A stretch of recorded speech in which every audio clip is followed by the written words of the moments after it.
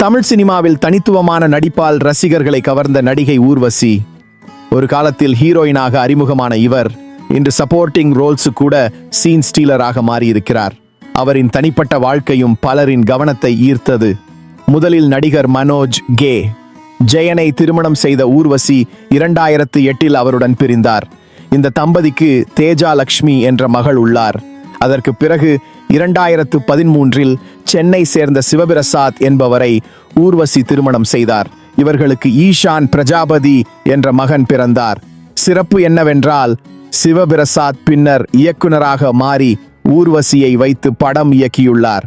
இன்று குடும்ப வாழ்க்கையையும் சினிமாவையும் சமநிலையுடன் நடத்தி காமெடியிலும் உணர்ச்சி நடிப்பிலும் ரசிகர்களை கவரும் ஊர்வசி தமிழ் சினிமாவின் உண்மையான பல்திறமை கொண்ட நடிகை.